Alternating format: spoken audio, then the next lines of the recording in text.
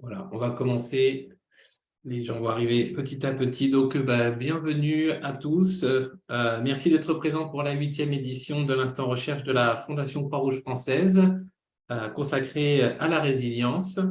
Si vous connaissez déjà la Fondation et l'Instant Recherche, eh bien, c'est un plaisir de vous retrouver aujourd'hui. Merci pour votre fidélité.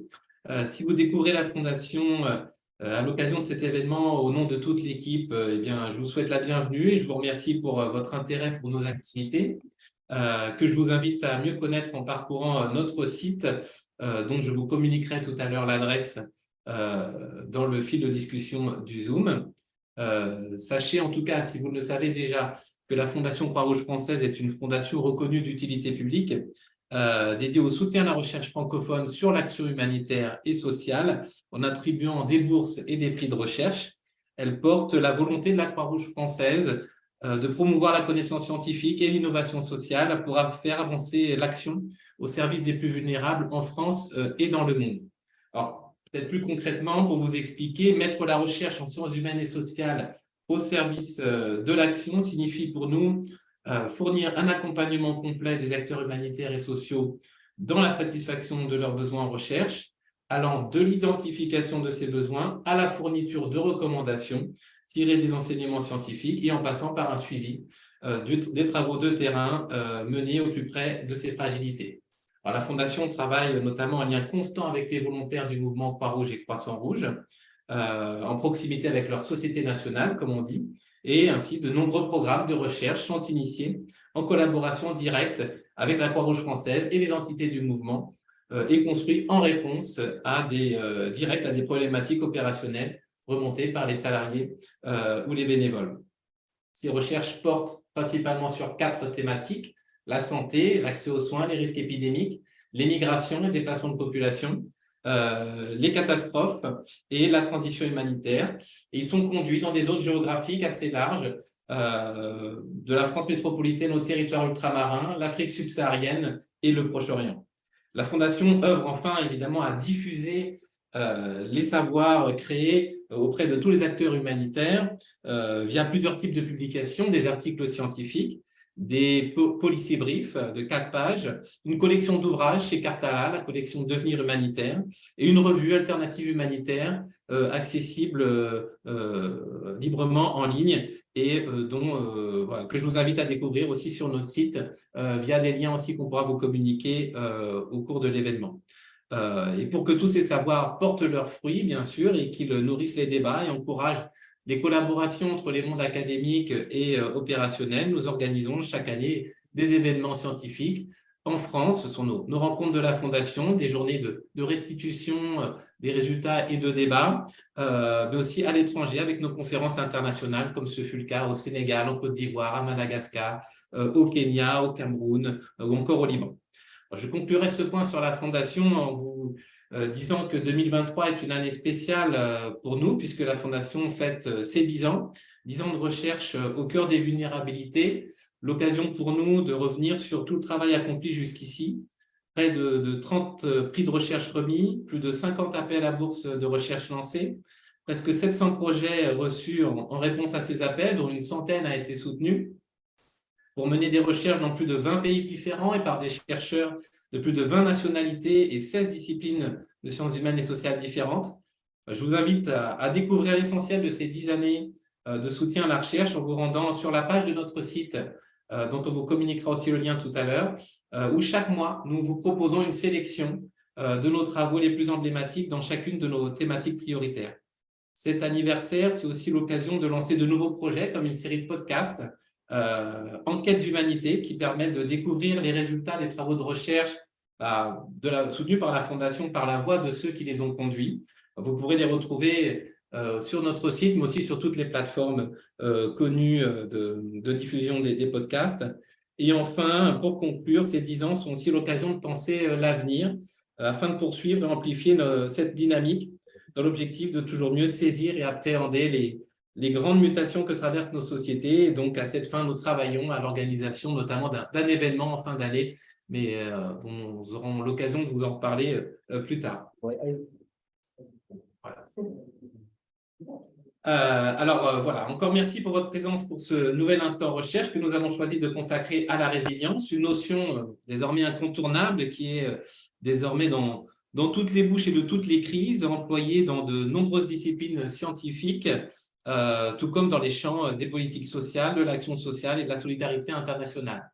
Cela dit, le succès du mot ne rend pas moins complexe son utilisation, car comme tout concept englobant, sa définition a évolué au gré des disciplines, des auteurs et des époques, et elle peut prendre des sens très différents selon les acteurs concernés.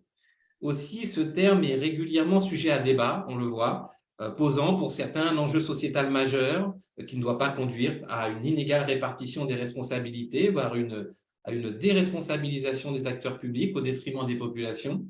Pour d'autres, la résilience des populations est difficile à opérationnaliser et pose de nombreuses questions éthiques et politiques, concernant notamment la définition et le coût social de l'adaptation induite par les politiques visant à construire la résilience des individus. Et donc, c'est pour faire le point sur cette notion, ses forces et limites, les bonnes et mauvaises façons de l'appréhender, que nous avons décidé de réunir aujourd'hui des chercheurs en psychologie, géographie, développement international et socio-économie. Avec eux, nous souhaitons partager des enseignements tirés des travaux en sciences sociales sur la notion de résilience des populations face au choc suite à une crise ou à une expérience traumatique, sans oublier la résilience des praticiens de l'action sociale ou de la solidarité internationale qui leur viennent en aide et tenter donc de répondre à quelques questions telles que qu'est-ce que la résilience? Comment connaître le niveau de résilience d'une personne, d'une organisation ou d'une société? Peut-on la mesurer? Et enfin, peut-on agir sur la résilience? Que sait-on des conditions du succès d'actions destinées à se préparer au choc, voire à les éviter et à s'y adapter sur le long terme? Et quel rôle possible pour les praticiens de l'action sociale ou de la solidarité internationale dans cette action? Alors, je vous présente maintenant nos invités que je remercie encore d'avoir accepté de participer à ce webinaire. Justine Dobé-Folly, vous êtes docteur en psychologie du développement. Après avoir conduit une thèse intitulée « Rapport aux pratiques éducatives parentales et représentation de soi chez les adolescents togolais et français » à l'université Toulouse-Jean Jaurès. Vous êtes actuellement enseignante et directrice adjointe des études de licence de psychologie à l'Institut catholique de Toulouse. Vos recherches portent principalement sur l'adolescence, notamment la construction identitaire, appréhendée à travers les représentations de soi, l'estime de soi. Lauréate d'un appel de la Fondation en 2022, vous conduisez actuellement une recherche sur les mineurs non accompagnés dans l'objectif d'étudier les facteurs favorables et défavorables à la manière dont ces jeunes se construisent en tant que personnes. Et votre intérêt accordé aux facteurs favorables permettant aux jeunes de s'adapter, malgré le contexte d'adversité et de vulnérabilité, s'inscrit justement dans une vision constructive du développement humain et qui fait écho à la notion de résilience. Cheikh Faye, vous êtes avec nous depuis le Sénégal, vous êtes docteur en géographie de l'université Cheikh Anta Diop de Dakar et aujourd'hui enseignant-chercheur au département de géographie de l'université Hassan Sek de Ziguinchor. Spécialisé d'abord en hydrologie, vous vous intéressez principalement à la dynamique de l'écoulement des cours d'eau ouest-africains face à la variabilité et au changement climatique au Sénégal, en Gambie ou encore en Casamance. Lauréat, vous aussi, d'un appel de la Fondation en 2022, vous conduisez depuis une recherche intitulée « La résilience des populations face au risque d'inondation en contexte de changement climatique, quels ajustements des actions humanitaires au système socio-écologique à Ziguinchor, au Sénégal ». Au cours de cette recherche, vous poursuivez notamment les objectifs d'analyser la vulnérabilité de ces populations en vue de déterminer leur niveau de résilience face au risque d'inondation et enfin de nourrir les stratégies de prévention et de réduction des risques face à ces inondations. Parmi vos récentes publications, je citerai Changement climatique dans le bassin du fleuve Sénégal, paru en 2019 chez Edilivre, et Quelles méthodes statistiques utilisées dans la démarche du géographe, paru en 2019, également chez thebookedition.com. Stéphanie Maltais, vous êtes avec nous depuis le Canada. Merci, vous êtes titulaire d'un doctorat en développement international de l'Université d'Ottawa. Après avoir conduit une recherche intitulée « La gestion résiliente des crises sanitaires dans les États fragiles, étude de la crise d'Ebola en Guinée ».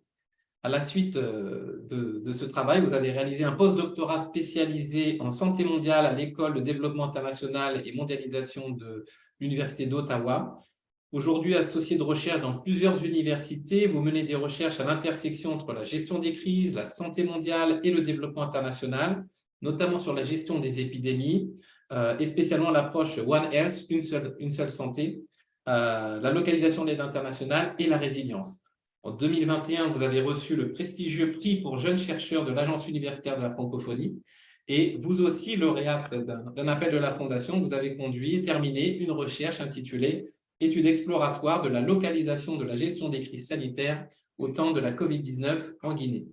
La notion de résilience est très présente dans vos travaux. Parmi vos récentes publications, je citerai « Gestion de la crise d'Ebola en Guinée, comment la résilience développée peut aider la gestion de la Covid-19 », paru en 2022 dans Santé publique. Aussi, « Résilience face aux crises sanitaires, un modèle d'analyse pour mieux cerner la complexité de gestion dans les États fragiles », paru en 2022 dans Liens social et politique. Ou encore, « Étude descriptive de l'agilité et de la résilience de l'humanitaire canadien au temps de la Covid-19 », paru en 2022 dans la revue canadienne des études du développement. Enfin, Benoît Lalo, merci d'être là. Vous êtes socio-économiste, maître de conférences à Sciences Po Lille et chercheur au Centre lillois d'études et de recherche sociologique et économique, le CLERC de l'Université de Lille. Vous avez interrogé et questionné toujours aujourd'hui l'intérêt et les limites de la notion de résilience pour l'analyse des situations de pauvreté et de crise humanitaire sur différents terrains ruraux africains. En particulier, vous avez monté, durant les années 2010, un observatoire des crises et des résiliences en République centrafricaine.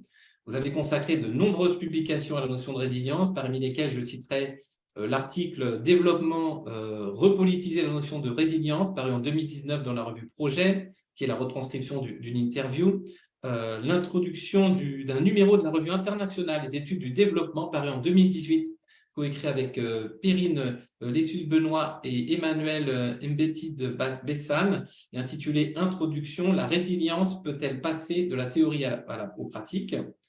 Un manuel aussi coécrit avec Lise Archambault, paru en 2018, intitulé « Observer les crises et les résiliences en République centrafricaine », manuel à destination des évaluateurs humanitaires, dont vous nous parlerez, je l'espère.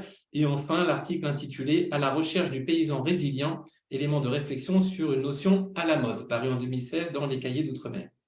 Voilà, merci encore à tous d'avoir accepté notre invitation. Avant d'ouvrir la table ronde, je rappelle au public que si vous ne pouvez vous adresser directement, oralement en tout cas, aux intervenants, vous pouvez leur poser des questions et faire des commentaires dans l'espace de discussion de Zoom. Camille, notre chargée de mission scientifique, on fera une synthèse afin de les communiquer aux intervenants durant les 20 minutes qui suivront la table ronde. Alors, commençons tout de suite. J'aimerais, pour commencer notre discussion, revenir à la définition du mot « résilience », si vous voulez bien, pour lequel le dictionnaire Larousse propose notamment les deux définitions suivantes. Vous me direz si elles vous conviennent. D'abord, aptitude d'un individu à se construire et à vivre de manière satisfaisante en dépit de circonstances traumatiques, ou encore capacité d'un écosystème, d'un biotope ou d'un groupe d'individus, population, espèce, à se rétablir après une perturbation extérieure, incendie, tempête, défrichement, etc. Alors Benoît Lalo, j'aimerais vous passer la parole en premier dans l'introduction du numéro de la Revue internationale des études du développement paru en 2018, dont je parlais tout à l'heure, et intitulé « La résilience peut-elle passer de la théorie aux pratiques ?» Vous dites que la résilience est souvent, je cite, définie comme la capacité des communautés et des systèmes à faire face aux chocs, mais aussi à s'y préparer, voire à les éviter et à s'y adapter sur le long terme. Une définition assez proche de celle du Larousse dite à l'instant, il me semble. Mais dans l'article intitulé, votre article intitulé « Développement, repolitiser la notion de résilience », paru en 2019 dans la revue Projet, vous dites que ce concept est, je cite, tellement flou que chacun peut se l'approprier, en apparence en tout cas, ajoutez-vous. Alors vous expliquez par ailleurs que si pour certains la notion de résilience possède, je cite, une ambition forte, plus encore que la lutte contre la pauvreté et contre la vulnérabilité, jusqu'à être présentée, je vous cite encore, comme une rupture paradigmatique dans le champ du développement, elle a fait l'objet, dès son apparition, de nombreuses revues critiques tendant à la rejeter d'un point de vue théorique. Alors on comprend, vous travaillez beaucoup notamment à analyser les façons dont cette notion de résilience est employée dans les secteurs humanitaires et du développement. Mais pour vous, qu'est-ce que la résilience? Ou peut-être devrais-je vous demander carrément, devrait-on continuer à utiliser ce mot si critiqué? Et si oui, comment devrait-on le définir? Voilà, je vous passe la parole en premier sur ce point. Merci encore d'être là. Merci beaucoup et bonjour à toutes et à tous. Alors, vos questions sont vastes. Je vais pas prendre trop de temps et juste donner quelques éléments de réponse à tout ça. Bon, comme vous l'avez dit, cette notion, elle a pénétré le monde de l'aide, on va dire ça comme ça, il y a 15-20 ans maintenant. Et comme vous l'avez dit il y a un instant, elle nous vient à la fois de la psychologie, je pense qu'on en reparlera plus après, et de l'écologie. Et c'est à l'interface de ces disciplines-là qu'on va voir la résilience prendre corps dans le monde de l'aide. Et donc, on va s'intéresser à des systèmes socio-écologiques et de voir comment ces systèmes font face à des perturbations à différentes échelles. Hein, et c'est ça qui va être intéressant à regarder, mais aussi complexe à étudier. Donc, c'est quoi l'intérêt de cette notion bon, vous l'avez défini, pour moi, ça va être la capacité à faire face à des perturbations de différentes natures. Bon, avant, pendant, après la perturbation. Euh, L'intérêt de cette notion, me semble-t-il, c'est que lorsqu'on parle de résilience, on s'intéresse à des êtres, à des systèmes, des communautés complexes et agissantes. Voilà, donc il y a cette double dimension, c'est la complexité et l'action. Alors, ça implique quoi, ça, quand on veut en faire quelque chose de cette notion? Ça implique qu'on va essayer d'avoir une approche intégrée de ces systèmes, de ces communautés complexes. Donc, ça veut dire concrètement dans le monde de l'aide qu'on ne devient pas résilient en agissant seulement sur un levier, mais c'est bien sur un ensemble d'éléments qu'on va agir. Donc, c'est bien cette idée d'approche intégrée hein, qui va être mis en avant par l'approche de la résilience. Voilà, c'est cette nouveauté-là qu'on va mettre en évidence depuis 15-20 ans. Je vais revenir sur cette idée de nouveauté dans un instant, mais voilà, c'est un peu ça qu'on met en avant. Et puis, il y a un autre aspect que je viens de dire à l'instant. On a affaire à des gens, acteurs, actrices de leur vie, des communautés agissantes, des systèmes qui ne restent pas inertes. Bref, on tente de sortir avec cette idée de résilience de l'idée de la victime, de la figure de la victime passive. Donc, il y a ces deux, vous voyez, ces deux apports, j'ai envie de dire, dans le monde de l'aide, sortir de cette image de la victime et avoir cette vision plus intégrée de l'action qu'on peut entreprendre. Alors, pour faire très court, évidemment, vous avez cité les nombreuses critiques qui ont très vite émergé avec cette idée-là. J'en cite juste quelques-unes et je donne la parole ensuite aux collègues. Bon, des critiques théoriques, hein, cette idée que, quelque part, on aurait tendance aussi à idéaliser ses capacités d'action et pour dire les choses très simplement, on a quand même une notion qui est très compatible avec le modèle libéral dominant aujourd'hui dans le monde de l'aide et ailleurs. C'est-à-dire que voilà, on a des gens et des communautés qui doivent d'abord compter sur elles-mêmes, sur leurs propres forces, qu'ils sont donc, comme vous le disiez il y a un instant, responsables de leur destin. Donc c'est très libéralo-compatible, cette histoire. Donc et la question, c'est est-ce qu'on ne va pas aller chercher de la résilience parfois là où il n'y a que de la survie? Mais ça, on pourra peut-être en reparler aussi tout à l'heure. Une autre, deux petites limites, deux critiques qu'on peut faire à cette notion, qui ont très vite émergé, c'est, bon, est-ce qu'on ne fait pas du neuf avec du vieux dans cette histoire? Ça, c'est le deuxième point. Bon, l'idée d'avoir une approche intégrée, moi, quand je suis beaucoup plus vieux que la moyenne des panélistes ici, mais quand j'étais jeune, on parlait de développement rural intégré. Enfin, cette idée d'avoir une vision holistique du développement, c'est pas nouveau. C'est pas nouveau, mais c'est assez caractéristique du monde de l'aide, ça, vous le savez aussi bien que moi, hein, de penser que ce qu'on fait est très nouveau, n'a jamais été fait avant. Or, tout ça a été pensé. Lier les temporalités de l'aide comme on veut le faire avec l'approche de la résilience, voyez, pendant, avant, après les chocs, ça nous renvoie singulièrement aux approches de Nexus, ça nous renvoie aussi à l'approche que l'Union européenne a mis en place dès les années 90 du LLRD, du Linking Relief, Rehabilitation and Development. Donc, vous voyez, tout ça n'est pas très nouveau d'une certaine façon. On l'habille de manière un peu nouvelle avec cette histoire de résilience, mais tout ça existe depuis fort longtemps déjà. Et puis dernier point, et je donne la parole ensuite à mes collègues, qu'est-ce qu'on va faire de cette notion? C'est-à-dire que avoir une action intégrée, et si justement dans l'histoire de l'aide, on s'est souvent débarrassé de cette aide intégrée, c'est que c'était trop compliqué à mettre en place. Donc, comment on va repenser une action intégrée? C'est compliqué, donc on en reparlera, je pense, tout à l'heure. Et au final, le danger de cette notion, c'est d'en faire un slogan mobilisateur, une espèce de truc un peu fourre-tout. Si vous regardez les rapports écrits sur la résilience dans les différentes organisations, on nous met des enfants souriants en couverture, etc. Voilà, c'est mobilisateur, ça sort de l'idée de victime, mais qu'est-ce qu'on en fait concrètement? Je pense qu'on aura l'occasion d'en reparler après.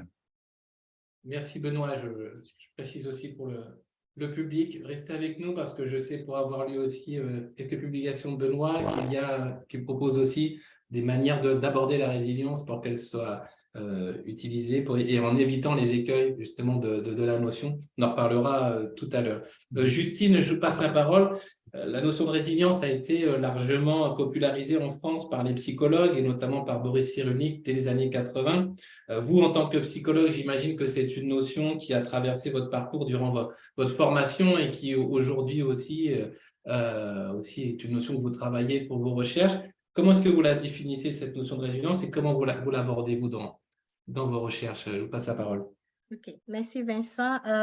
Avant tout, je voudrais quand même exprimer tout mon réel plaisir d'être intervenante, de participer aux échanges dans le cadre de ce webinaire sur cette thématique, l'une des plus célèbres quand même dans le domaine des sciences sociales et des sciences humaines aussi.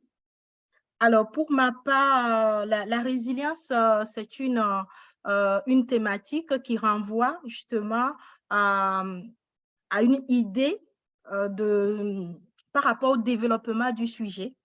Donc, la résilience ne va pas être forcément un concept que je mets davantage en avant dans mes travaux, mais généralement, quand je l'emploie, la définition retenue, c'est justement cette capacité du sujet à pouvoir, comme on le dit généralement, rebondir, de pouvoir dépasser et de déjouer en quelque sorte le pronostic d'échec en fait. C'est-à-dire que par rapport au développement du sujet humain, nous avons effectivement des contraintes internes, donc liées au sujet lui-même, et on a aussi des contraintes environnementales qui sont extérieures au sujet et qui peuvent finalement être des pressions. Et face à ces situations donc, qui oppriment en quelque sorte le sujet, qui peuvent perturber la personne, le sujet il va avoir une réaction. Donc, on est dans une attitude du sujet à pouvoir réagir face aux événements perturbateurs, aux événements déstabilisants de sa vie et ce qu'on peut aussi évoquer généralement des éléments stressants. Et là, je rejoins justement Benoît Lalo sur cette approche finalement de penser le développement qui est beaucoup plus ancienne finalement que le concept de résilience. Alors, moi, je m'inscris beaucoup dans une approche psychosociale du développement de l'humain, développement psychologique bien sûr, c'est-à-dire que le sujet, il se construit, il devient personne dans la société en fonction justement donc de ce que son contexte ou ses contextes de vie lui proposent comme, on va dire, valeurs, comme croyances, comme également normes à adopter, mais le sujet, il est quand même actif par rapport à tout ça. Ce que nous appelons souvent en psychologie du développement, le sujet acteur, voilà, de sa construction. Donc, ce sujet qui est actif, bien évidemment, il réagit. Il réagit et sa réaction va s'exprimer tout simplement par un certain nombre de comportements qu'on peut observer objectivement et qui vont du coup nous faire penser à la résilience de ce sujet-là. Et cette résilience-là, pour moi, c'est justement, on est dans une vision constructive du développement. Cette vision, elle est très ancienne et qui est utilisée finalement. Donc, en tout cas, nous, en psychologie du développement, on va l'aborder avec cet étendard épistémologique que j'évoquais tout à l'heure. Et personnellement, dans mes travaux, après, je m'inscris aussi dans la continuité des travaux de Philippe Malrieux, des travaux de Pierre Tappe aussi, où on parle plutôt de la personnalisation. La personnalisation qui, je peux dire, grosso modo, c'est le développement, le processus par lequel le sujet devient personne. Ce processus par lequel le sujet devient une personne, c'est justement la manière dont il va signifier, il va donner du sens, il va interpréter en quelque sorte tout ce qui lui arrive, de sorte qu'il y a une certaine compatibilité qui pourrait lui permettre de pouvoir s'adapter à son milieu ou à ses milieux de vie. Donc, la recherche de cette compatibilité-là qu'on met du coup derrière le processus de personnalisation va se faire à travers différentes stratégies. Et donc, dans les stratégies qui sont évoquées, on va avoir, par exemple, des stratégies de copines qui vont évoquer aussi la notion de résilience, ce qui fait que pour moi, la personnalisation va être vraiment un processus beaucoup plus vaste, beaucoup plus large, pour venir aussi beaucoup plus mettre l'accent sur l'état et l'être finalement du sujet, où avec la personnalisation, on va être davantage dans quelque chose de beaucoup plus vaste, beaucoup plus, plus englobant, je dirais, et la résilience finalement ne sera qu'un attribut.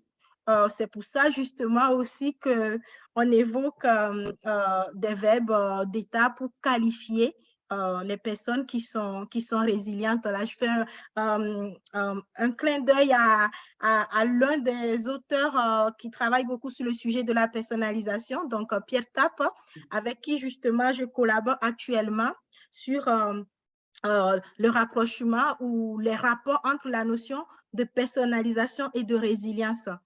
Donc, pour moi, on est plutôt dans une ressource, un attribut du sujet.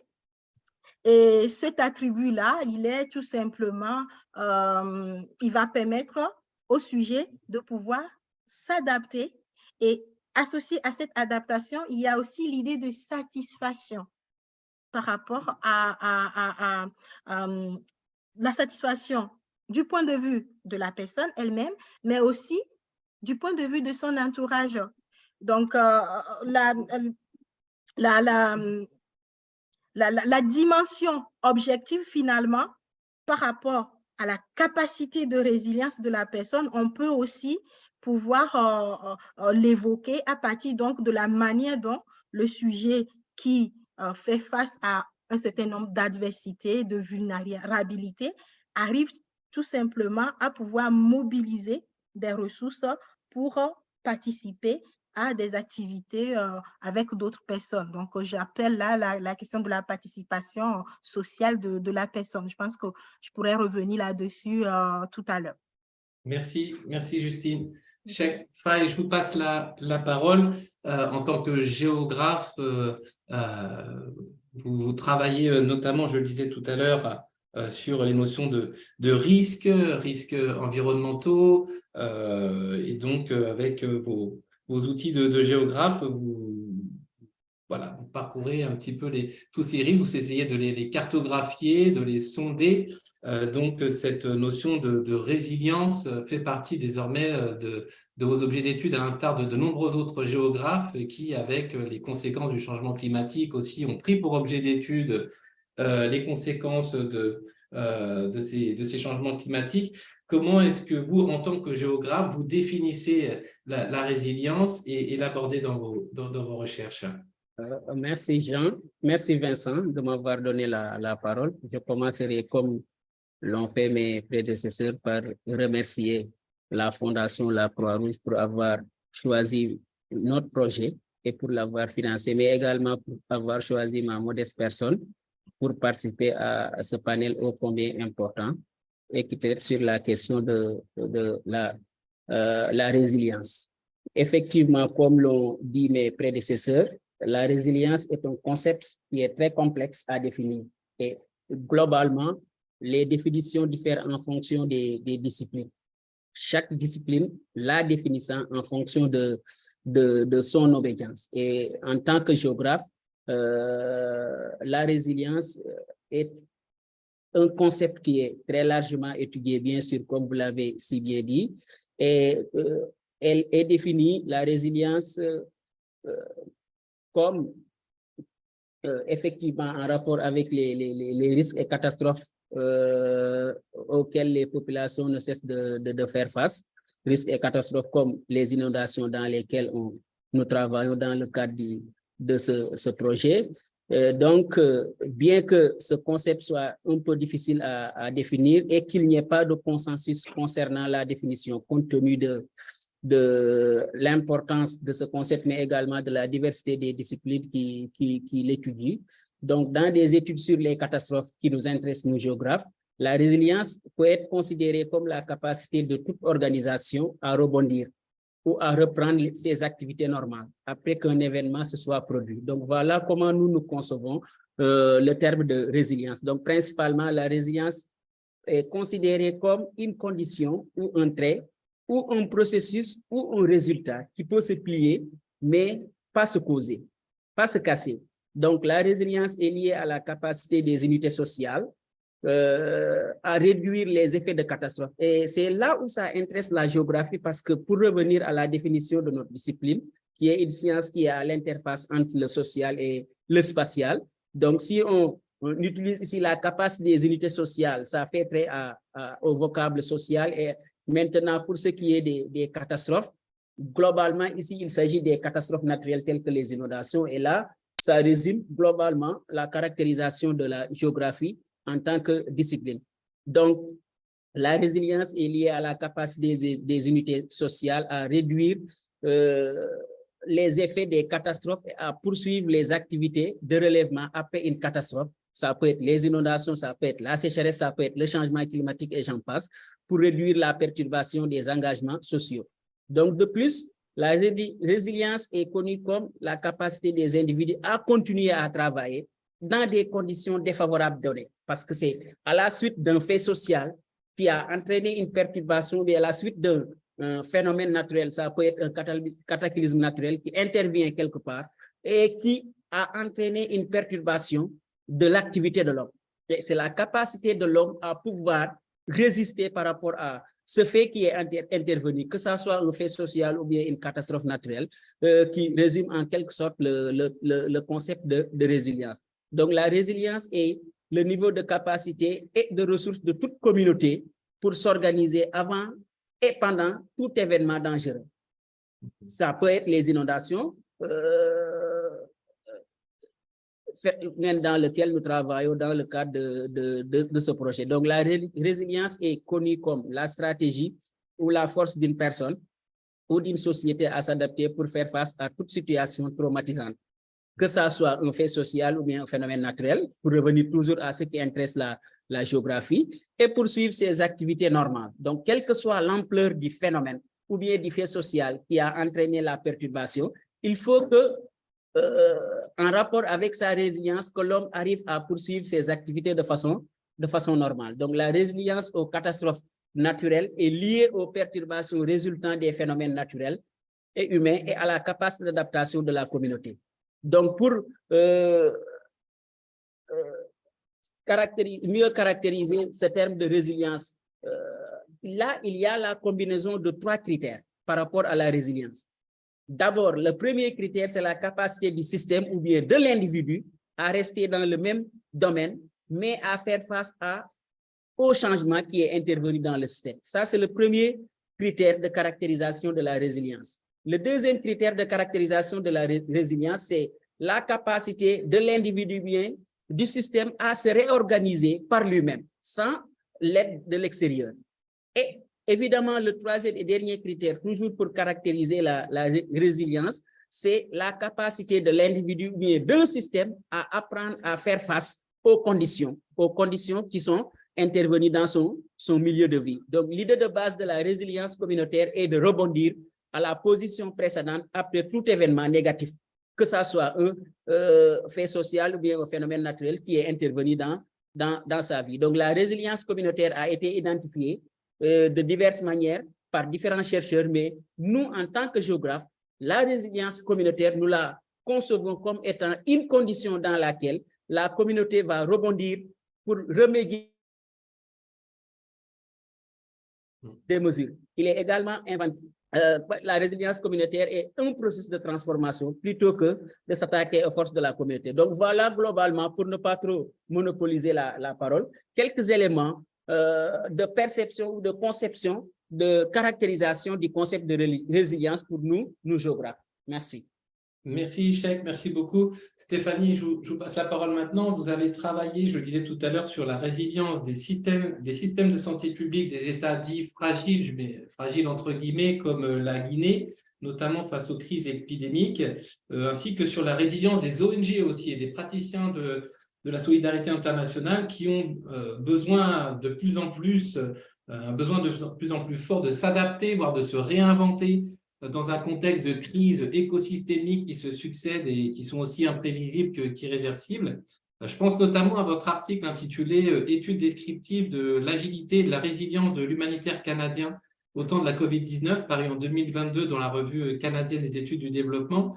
Dans cet article, vous proposez d'étudier, je cite, « l'agilité et la résilience organisationnelle à travers les capacités d'absorption, de renouvellement et d'apprentissage dont ont fait preuve les organisations non gouvernementales humanitaires canadiennes pour répondre à la pandémie de Covid-19. » Alors ma question, c'est la même que pour les autres, mais qu'est-ce que la résilience pour une chercheuse qui, comme vous, travaille sur les systèmes de santé publique et les acteurs humanitaires engagés dans la réponse aux crises épidémiques? D'abord, merci beaucoup, Vincent, pour la question et pour l'invitation. Donc, je vais essayer de mentionner des éléments qui n'ont peut-être pas été abordés par mes collègues ici.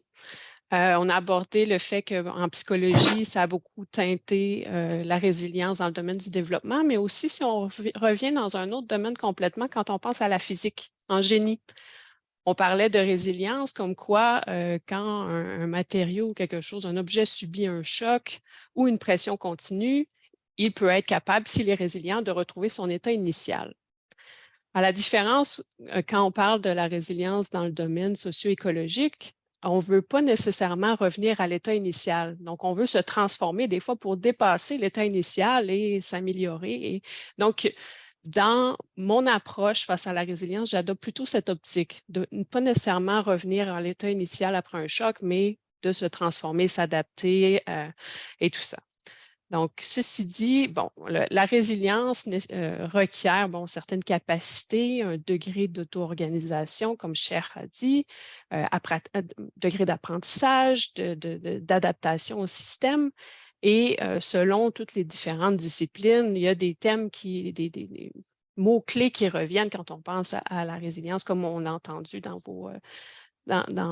vos présentations. Donc, capacité d'une personne ou d'un système à se remettre d'un choc, demeurer relativement stable face à un changement, un environnement turbulent.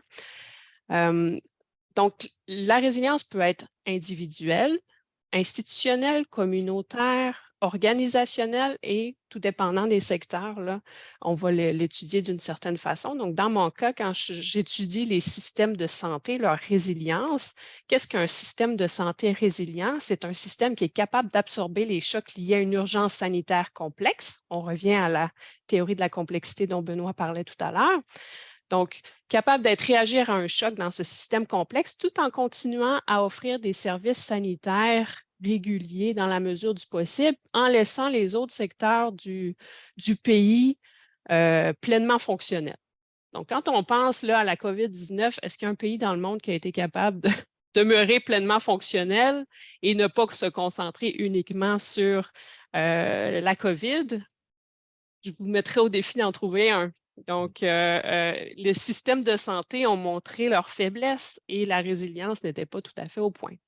Donc, la résilience implique des actions de précaution, de réaction, mais également de précaution.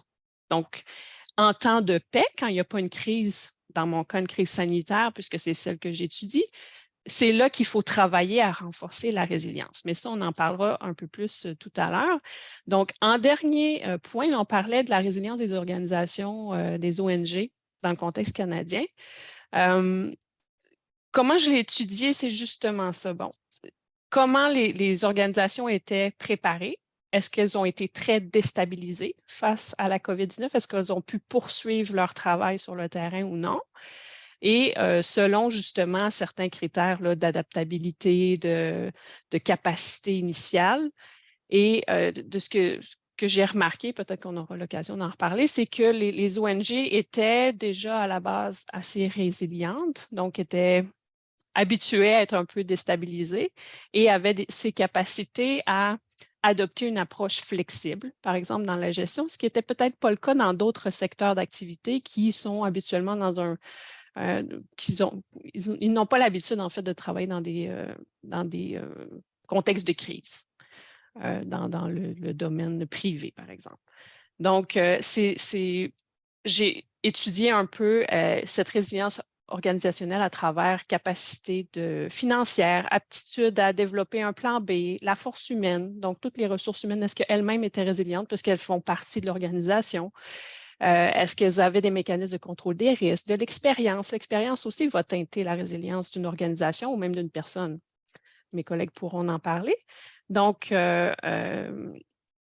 c'est souvent aussi comment on va observer, comment je l'ai observé dans cette étude sur les ONG canadiennes, c'était quoi leur degré d'ingéniosité, de créativité pour trouver des mécanismes pour combler les lacunes. Par exemple, ils disaient, on ne peut plus faire nos campagnes de financement comme on avait tendance à le faire, donc ça va fortement affecter nos ONG si on ne peut pas avoir d'argent pour intervenir.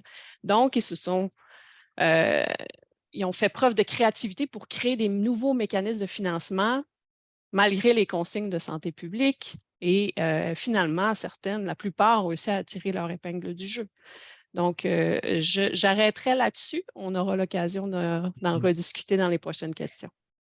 Merci Stéphanie. Après ces questions de définition, je vous propose d'aborder les conditions nécessaires pour connaître le niveau de résilience d'une personne, d'une organisation ou d'une société. Différentes approches existent. Par exemple, je commence par vous justement, vous proposez, vous, par exemple, une mesure de la résilience dans le cadre de votre recherche menée actuellement avec le soutien de la Fondation. Donc, sans trop entrer dans le détail, bien sûr, comment procédez-vous pour mesurer la résilience d'une population vis-à-vis d'un risque, les inondations dans votre cas?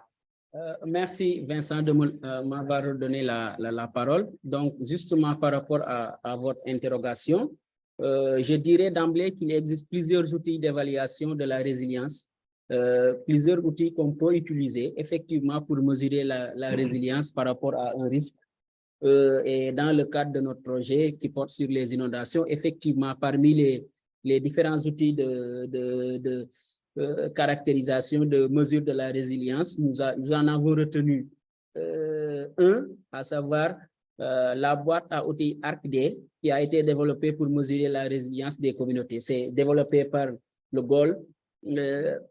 Cet outil a été utilisé dans plusieurs pays africains comme des pays qui sont dans d'autres continents. Et c'est ce qui a permis de garantir sa crédibilité, sa validité, sa fiabilité et son applicabilité.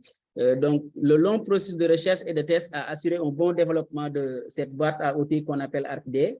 Et dans le cadre de l'utilisation de cet outil, c'est un outil qui est basé sur un questionnement qui porte sur un nombre de 30 questions ou indicateurs spécifiques qui sont consignés dans cette boîte à outils et qui permet de mesurer la résilience des populations par rapport à un risque comme les inondations ou bien une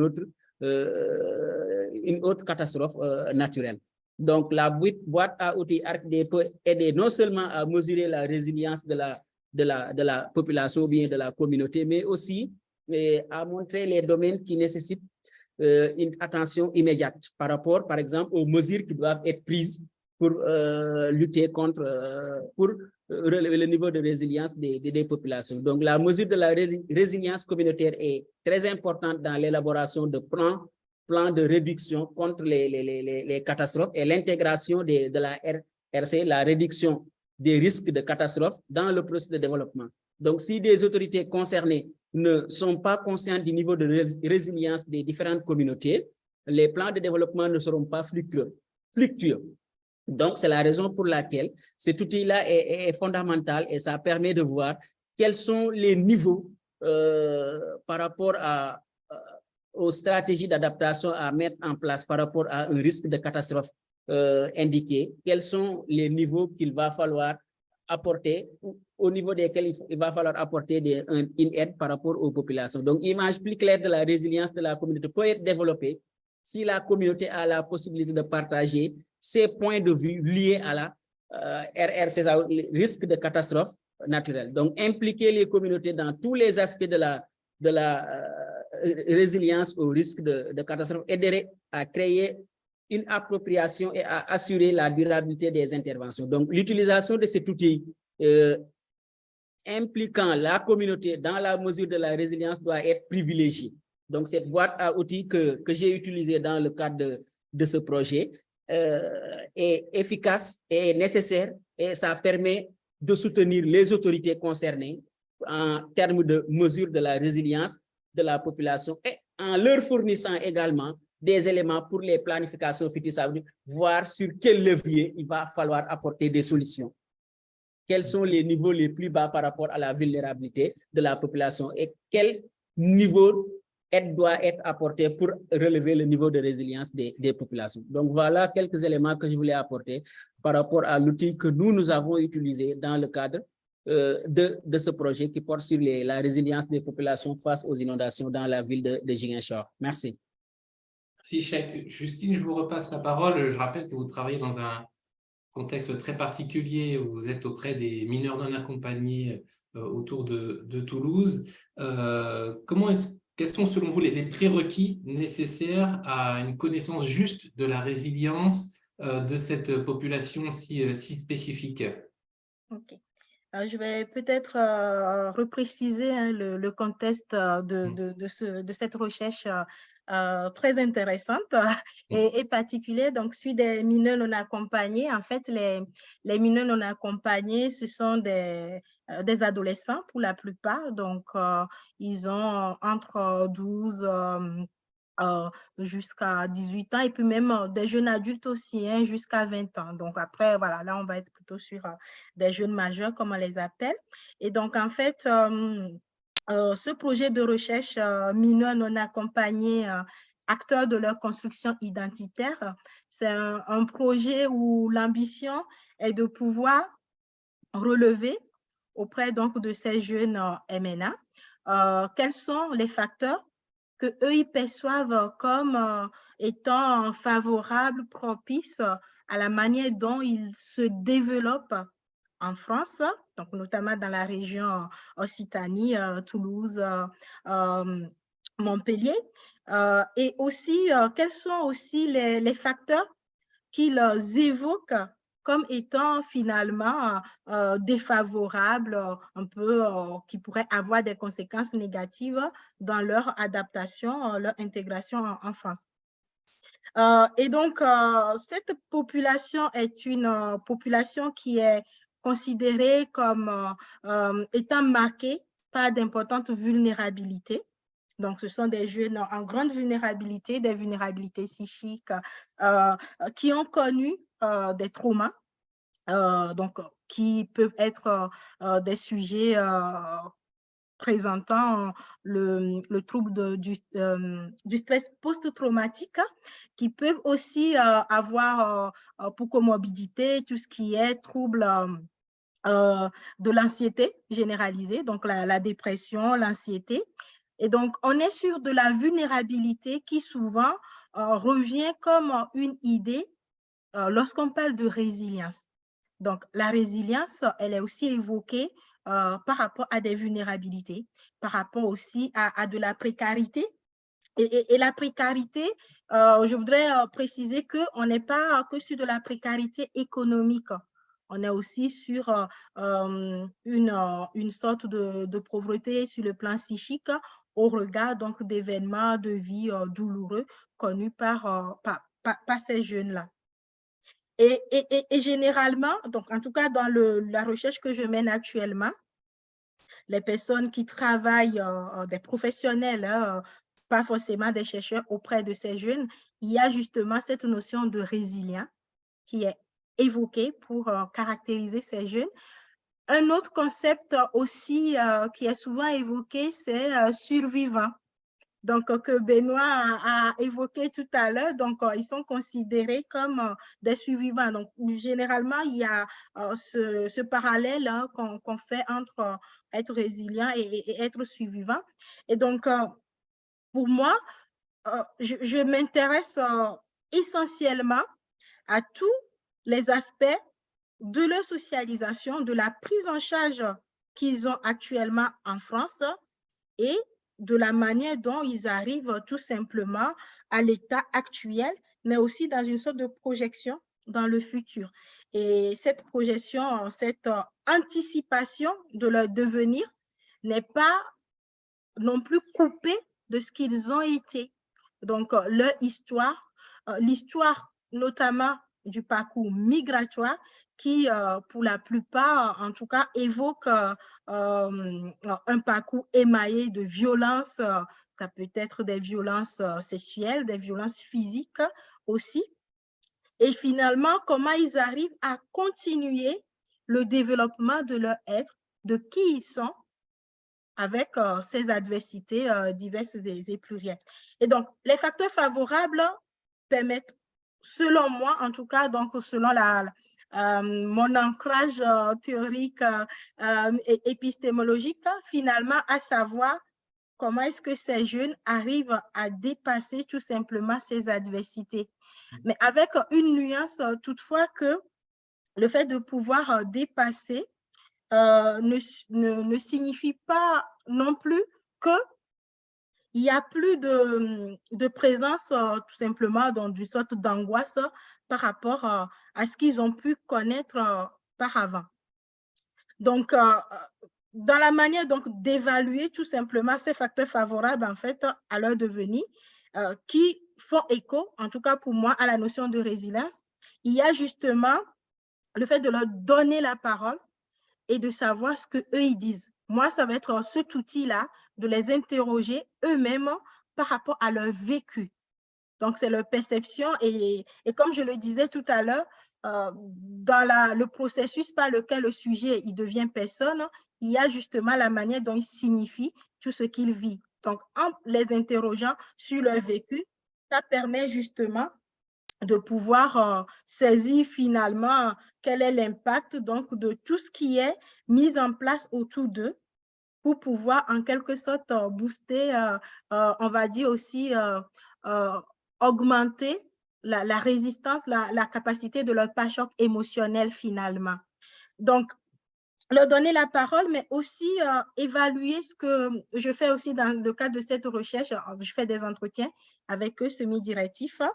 Ce que je regarde, c'est aussi la manière dont finalement ils s'investissent donc dans tout ce qui leur est proposé en termes de socialisation dans leur milieu, dans le pays d'accueil actuel. En France, ils ont des activités qui leur sont proposées. Comment est-ce qu'ils investissent ces activités-là? Est-ce qu'ils font montre d'une sorte de, on va dire, de solitude ou plutôt donc d'isolement? Donc, je veux quand même préciser la petite différence que moi je fais entre ces deux notions. Par rapport à l'isolement, on va être plutôt sur la dimension objective. Donc, quand on prend un jeune mineur non accompagné, à quel moment nous pouvons dire qu'il est isolé? Il est isolé à partir du moment où il n'arrive pas vraiment, en tout cas, on ne le voit pas participer à toutes les propositions en termes d'activité qu'on lui propose. Et par contre, on va avoir la solitude qui va être plutôt finalement le ressenti donc, du jeune. Donc, ça, c'est ce que lui, il vit à l'intérieur de lui-même. Et donc, en fait, dans la manière dont le jeune va participer à ces activités-là, on peut justement saisir la manière tout simplement dont il arrive à rebondir, à continuer son existence, son développement, en dépit, en tout cas, malgré les adversités, les événements traumatisants passés et actuels, peut-être qu'il continue à vivre au regard pour certains d'entre eux qui ne sont pas reconnus mineurs, qui ont cette angoisse liée à leur statut administratif en France. Donc, il y a la menace de leur expulsion qui finalement peut constituer une situation très stressante.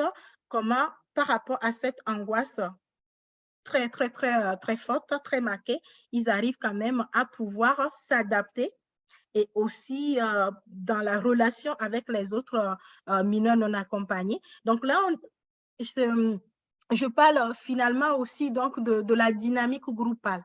Il y a une dynamique, on va dire, sociale, collective, et je rejoins du coup la théorie de la complexité justement par rapport à ça. Donc, la dynamique collective groupale, elle n'est pas non plus dissociée donc de ce que le jeune a connu avant au regard donc de ses ancrages dans les différents groupes qu'ils ont connus par avant. Donc là, je peux donner le cas d'un jeune que j'ai rencontré récemment qui justement a eu, on va dire, plutôt un passé avant même la migration, donc ce qui l'a après poussé sur le chemin de l'exil. C'est un jeune qui a connu énormément de difficultés dans son contexte familial et qui, finalement, dans ses inscriptions dans des groupes de sujets humains, il est plutôt dans une sorte de... le groupe n'est pas, en quelque sorte, finalement protecteur que ça, et il va mettre de la distance, il met d'ailleurs de la distance par rapport au groupe des jeunes MNA avec qui il vit. Donc, du coup, ce jeune-là, il a énormément du mal à pouvoir s'impliquer dans les différents enjeux collectifs qui sont proposés.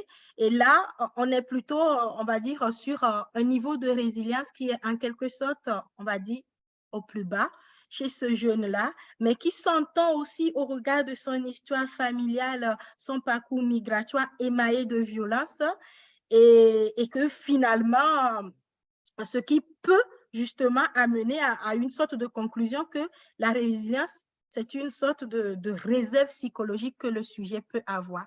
Une réserve psychologique, une réserve émotionnelle, et qui, en fonction donc des sujets, en fonction de ce qu'on a connu de par notre histoire, le niveau de cette réserve psychologique peut varier finalement d'un sujet à un autre. Mais il y a aussi possibilité que des facteurs environnementaux, notamment l'aide, la prise en charge qui est proposée à ces jeunes mineurs non accompagnés, puisse finalement contribuer à l'augmentation en quelque sorte de cette réserve psychologique pour permettre aux jeunes de pouvoir s'impliquer et de s'adapter à sa vie actuelle. Merci Justine. Stéphanie, la même question sur les conditions nécessaires pour connaître le niveau de résilience d'une population, d'une personne. J'ai vu que dans votre thèse, encore une fois, je rappelle le titre, hein, la gestion résiliente des crises sanitaires dans les États fragiles, étude de la crise d'Ebola en Guinée.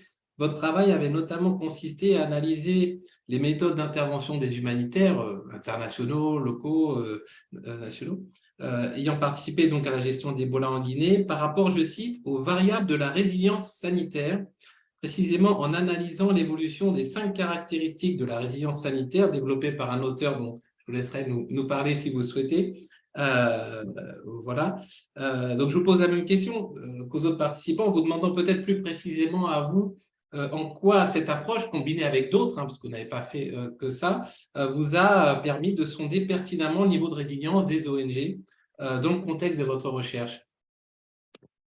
D'abord, je travaille surtout sur des devis qualitatifs. Donc, mon but n'est pas de mesurer, quantifier la résilience, là. Fait que c'est vraiment toujours d'observer une situation initiale puis comment ça a évolué à travers le temps. Donc, souvent, la résilience aussi, on va la lier ou l'opposer à la vulnérabilité. Même chose, je vous demanderais comment on mesure la vulnérabilité. Même chose, on se poserait la question. C'est souvent plus facile avec un devis qualitatif. Donc, au sujet de ces 5 caractéristiques de la résilience dans le domaine de la santé, donc d'un système de santé ou face à une crise sanitaire, J'ai tiré ces 5 variables des travaux de Kruk, Myers et leurs collègues dans un article dans The Lancet qui avait été écrit dans le cadre d'Ebola en 2015. Donc, je trouvais que c'était très pertinent considérant ma recherche. Donc, qu'est-ce que j'ai fait? L'une des propositions dans ma thèse, en fait, l'un des résultats, c'est que j'ai développé un modèle de gestion résiliente des crises sanitaires dans les États fragiles. Pourquoi? Ce modèle, il explore justement la complexité des crises. On a une épidémie qui survient dans un contexte. Donc, il faut avoir une analyse du contexte initial. Le contexte comprend un historique des crises vécues précédemment. Il y a des institutions en place qui sont plus ou moins fortes. Il y a des aspects socioculturels qui peuvent influencer aussi la résilience. Il y a des aspects politico-légaux puis des enjeux de développement. Fait que, considérant ce contexte-là, qu'est-ce qui arrive? C'est qu'on a des organisations dans un état fragile, considéré fragile, entre guillemets, selon l'index de la fragilité, comme la Guinée. On a eu beaucoup de support international pendant la première épidémie d'Ebola. Par exemple, au pic de la crise en 2015, on avait plus de 50 organisations internationales, donc Organes des Nations Unies, ONG internationales, sans compter tous les acteurs nationaux.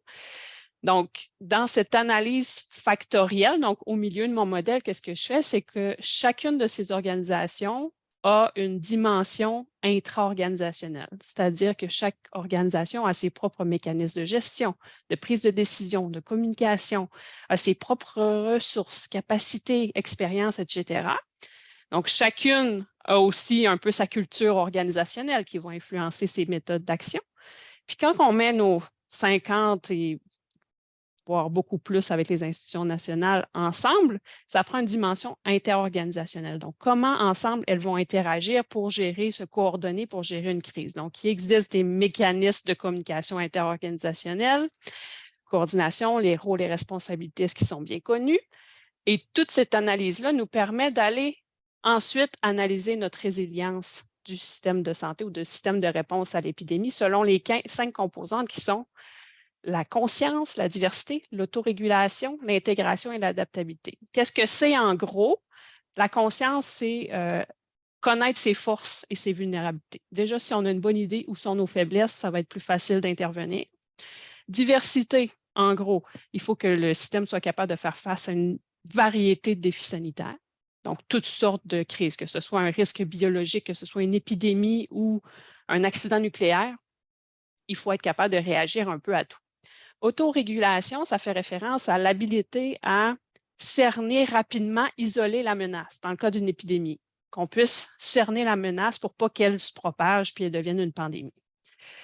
Intégration, ça fait référence au partage d'informations, la communication, tout ce qui est interorganisationnel dont je parlais, donc entre les parties prenantes. Puis enfin, l'adaptabilité. La transformation, c'est au sujet de la transformation des façons de faire en continu, apprendre des leçons de l'expérience au fur et à mesure que la crise avance. Donc, ce sont ces 5 caractéristiques que j'ai étudiées avant, pendant et après Ebola. Et j'ai fait la même chose dans le cadre de mon postdoctorat financé par la Fondation, où j'ai regardé pendant la COVID-19 et la résurgence d'Ebola en 2021, émergence du virus de Marburg en 2021 aussi, en Guinée, comment on comparait cette résilience par rapport à la première épidémie d'Ebola.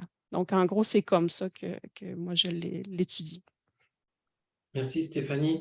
Benoît, toujours pour évoquer avec vous les conditions de connaissance du niveau de résilience d'une population ou d'une personne, en lisant notamment votre article intitulé « Développement, repolitiser la notion de résilience », j'ai vu que la question suivante vous avait été posée: quelle est l'échelle d'analyse la plus pertinente pour étudier la résilience d'un groupe social? Et vous répondiez, je cite, « Une ville, un village, un lac, tous les territoires qui font sens peuvent être des systèmes socio-économiques pertinents pour l'analyse de la résilience. » Dans le monde humanitaire, les 2 échelles les plus courantes sont le ménage, avec toutes les limites d'une telle approche. On sait que le concept n'est pas forcément bien utilisé, notamment en contexte africain, et la communauté, dont il faut déterminer les contours, là aussi. Ce peut être un quartier, un village, voire un canton, vous dites. Dans nos travaux en Centrafrique, nous avons choisi de croiser deux échelles d'analyse, l'échelle du ménage et celle du village. Il est ensuite indispensable d'observer les interactions entre ces échelles. Et ailleurs, dans cet article, vous répondez également oui à la question suivante. Est-il encore possible de faire un usage pertinent de cette notion, donc de résilience, en expliquant qu'elle permet, je cite, selon vous, d'interroger les politiques publiques et les politiques d'aide et de mettre les bailleurs devant leurs responsabilités, mais à la condition, vous dites, d'y introduire une dimension collective. Est-ce que là, j'avais pensé saisir chez vous les quelques prérequis, en tout cas quelques premières idées sur les prérequis d'une connaissance juste de la résilience. Est-ce que vous pouvez nous en dire plus? Bon, vous avez déjà beaucoup dit, hein, donc je ne vais pas me paraphraser. Juste pour compléter ce que vous avez dit, je reste d'accord avec ce que j'ai dit il y a quelque temps.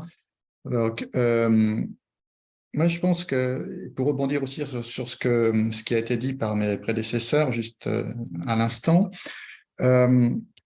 c'est compliqué de mesurer ce truc-là, la résilience. C'est très compliqué parce que nous autres, moi je suis économiste de formation, on aime bien mesurer des trucs objectivables, un revenu, voilà, ça c'est bien. Voilà.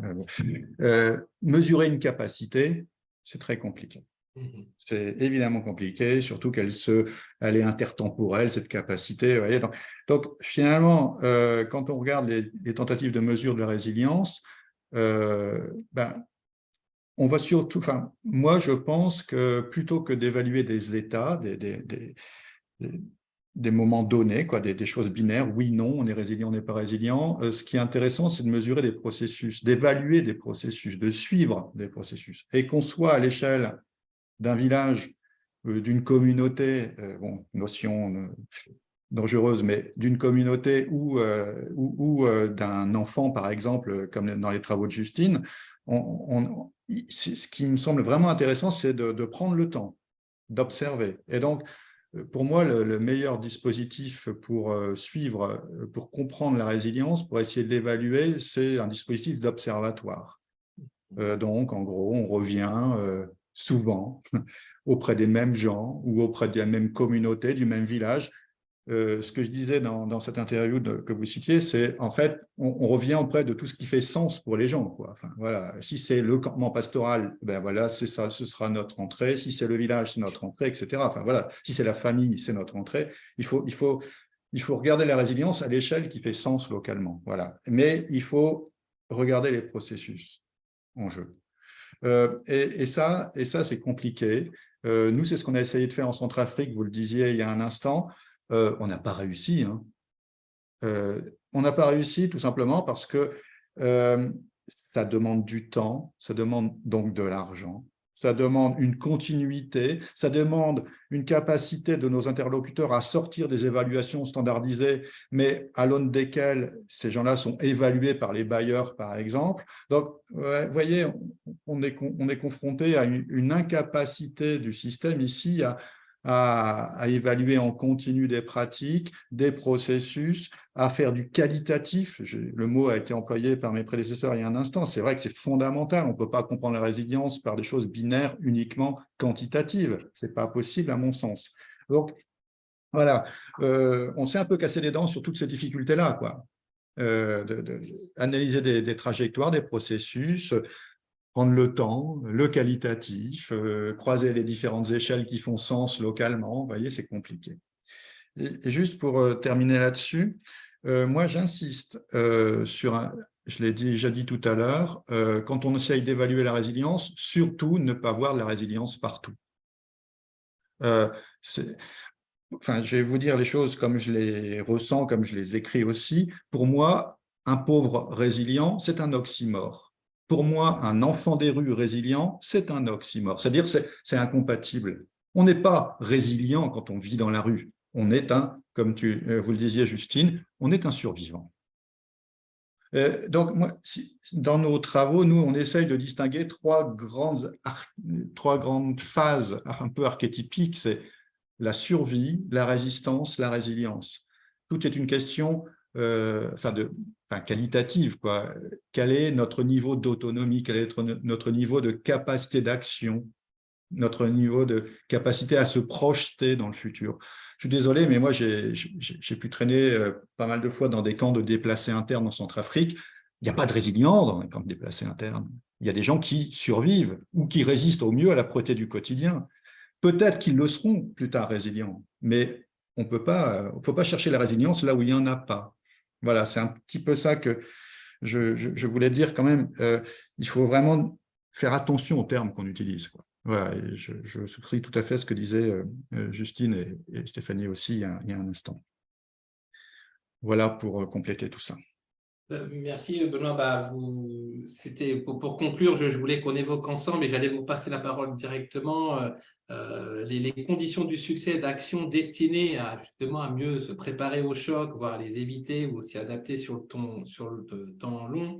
Enfin bref, peut-on agir sur la résilience d'une personne, d'une organisation, d'une société? Et si oui, comment? C'était la dernière question que je voulais évoquer ensemble. On arrive un petit peu au terme de la table ronde, mais effectivement, j'allais vous repasser la parole tout de suite, Benoît, mais vous avez déjà évoqué ça, parce qu'effectivement, dans votre article « Développement, repolitiser la notion de résilience », vous insistiez justement sur l'enjeu de la longue durée des actions humanitaires et vous disiez que pour éviter les écueils de l'utilisation du concept de résilience, il convenait avant tout de ne pas confondre, ce dont vous parliez tout à l'heure, la survie, la résistance et la résilience, et que l'objectif d'une politique pro-résilience était d'accompagner les gens vers l'autonomie et de leur permettre de se projeter sur le long terme, ce qui est différent de la survie ou de la résistance, et que pour différencier ces trois états, vous appliquez cette notion de seuil. Alors, je voulais juste vous demander, pour conclure, de revenir sur cette notion-là et de nous expliquer un petit peu plus ça en détail. On vous l'avait déjà fait en partie, mais est-ce que vous voulez ajouter quelque chose sur cette question du coup des conditions du succès d'actions destinées à améliorer la résistance des populations, sachant que vous dites aussi par ailleurs dans un de vos articles que certaines de ces actions parfois nuisent aussi à la résilience, diminuent les capacités de certaines populations. Oui, on pourrait même aller plus loin encore en disant qu'on idéalise la résilience en pensant qu'il n'y a que de la bonne résilience. Un système dictatorial peut être très résilient. Hein. Donc, toute résilience est-elle positive? Eh bien non. Eh bien non. On peut aussi construire sa résilience contre celle des autres. Enfin, voilà, il y a beaucoup de questions comme ça qu'il faudrait prendre le temps d'aborder davantage. Mais juste pour répondre rapidement, parce qu'effectivement, le temps nous est compté. Comment agir? C'est un peu un paradoxe, puisque la résilience, c'est compter sur ses forces, ses capacités, mais donc sur l'autonomie des personnes, des communautés, mais malgré tout, il faut accompagner cette autonomie. Donc, il y a ce côté possibilité d'action, ou ce que nous disent les psychologues, et là, je parle sous le contrôle de Justine, on n'est pas résilient seul. Moi, j'ai lu Cyrulnik et d'autres qui nous disent, voilà, enfin, ça n'existe pas. Le Robinson Crusoe est résilient, ça n'existe pas. On est accompagné dans une communauté, dans un réseau social, etc. Mais on peut être aussi appuyé par le monde de l'aide, des ONG internationales ou nationales, etc. On peut aussi être, bien sûr, rendu davantage résilient ou moins résilient par des politiques publiques. Donc, si je reviens juste sur ces deux derniers aspects très rapidement, la résilience, pour moi, c'est un formidable aiguillon pour interroger la pertinence de ce qui est fait par le monde de l'aide. Est-ce que vraiment vous rendez les gens résilients par vos actions? Est-ce que vraiment vous arrivez à ça? Et puis, ça interroge aussi, bien sûr, les politiques publiques. Est-ce que vous n'êtes pas en train de fragiliser les populations au lieu de les consolider, donc de les aider à devenir résilients? Juste pour deux exemples, pour terminer. Il y a eu, par exemple, en Centrafrique, un fonds fiduciaire européen qui s'appelait le fonds Beku, qui était présenté comme un moteur de résilience pour les populations centrafricaines victimes du conflit. Voilà, une innovation formidable, moteur de résilience. Au final, quand on regarde, il n'y a pas eu de résilience induite ou très peu de résilience induite par ce programme. D'une part, parce que le contexte est trop complexe, trop instable, trop incertain pour qu'on voit émerger de la résilience, et d'autre part, parce que le système et ses rigidités, ses simplifications, son manque de coordination, etc., enfin, ce système-là a repris le dessus sur la volonté de flexibilité, sur la volonté d'adaptabilité, sur la volonté d'approche intégrée, de coordination, etc. Donc, cette notion nous permet d'interroger vraiment les limites du système de l'aide tel qu'il est perpétué dans un monde très standardisé, où tout est évalué de manière très canonique, etc. Et puis, le deuxième point, je terminerai là-dessus, vous voyez, depuis la crise du Covid et encore plus récemment à la guerre en Ukraine, on nous parle beaucoup de résilience alimentaire.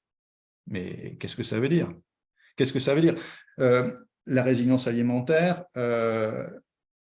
elle se construit par des politiques publiques, elle se construit par des politiques agricoles, par des politiques commerciales. Donc, moi, je trouve que cette idée de résilience alimentaire, dont tout le monde s'est emparé, hein, tout le monde, elle permet quand même de mettre le doigt là où ça fait mal, de mettre le doigt sur la dépendance qu'on a volontairement créée au nom du libre marché. Ça permet de mettre le doigt sur des systèmes à fort intrant importé qui nous rendent dépendants justement lorsqu'il y a des ruptures de marché. Ça interroge notre modèle agricole et alimentaire de manière générale. Donc, la résilience alimentaire, c'est vraiment quelque chose de très intéressant pour interroger nos politiques agricoles et alimentaires ici, et comment on a construit nos vulnérabilités. Elles ne sont pas tombées du ciel. Voilà. De la même façon, la résilience ne tombera pas du ciel. Bon, je terminerai là-dessus. Merci, merci Benoît. Justine, Chek, Stéphanie, on a très peu de temps, mais je veux quand même vous passer la parole sur ce dernier point, voilà, qui porte vraiment sur les conditions du succès d'actions destinées à développer ou améliorer la résilience. Stéphanie, je ne vais pas vous demander comment renforcer la gestion résiliente des crises sanitaires dans les États fragiles. Je pense qu'il faudra un peu plus de 30 secondes, mais voilà, juste sur ce point, si tu avais un point ou deux à nous donner. Ben, premièrement, le renforcement des systèmes de santé sur le long terme peut accroître la résilience des États, évidemment. On parlait tout à l'heure d'approche multisectorielle intégrée, évidemment aussi. Donc, je travaille sur des projets sur l'approche One Health, une seule santé pour prévenir et mieux répondre aux épidémies parce que les épidémies sont de plus en plus... le 3/4 proviennent des animaux, donc sont des zoonoses. On ne peut pas faire pour non plus. Donc, le lien avec qu'est-ce que Benoît vient de dire, c'est que des fois, l'aide internationale peut créer une dépendance. Et c'est ce qu'on a vu un peu après la première épidémie d'Ebola en Guinée, une dépendance persistante aux partenaires techniques et financiers. Et malgré ça, on a vu quand même aussi une augmentation du leadership national, qui est aussi une bonne chose, qui pourrait augmenter l'autonomisation du pays. Donc, il y a des questionnements à avoir sur le lien entre l'aide internationale et la résilience. Est-ce que c'est un frein parfois ou si c'est un moteur? Donc, on pourrait en parler longtemps, mais comme le temps nous est compté, je vais m'arrêter ici. Merci Stéphanie. Justine, je te passe la parole. Je sais, pour en avoir discuté avec toi, qu'il y a un volet intervention, entre guillemets, hein, on l'appelait comme ça, qui est couplé un petit peu à ta recherche. Tu vas aller au-delà de la recherche, psychologue que tu es. Est-ce que tu peux nous en parler justement pour voir comment tu envisages la façon d'utiliser tes résultats justement pour améliorer la résilience de ces jeunes? Okay. Alors, je voudrais quand même rapidement, s'il te plaît. préciser que, alors pour moi, ça va être de voir le processus, c'est beaucoup plus global hein, qu'est la personnalisation plutôt que l'aspect beaucoup plus réducteur qu'est la résilience.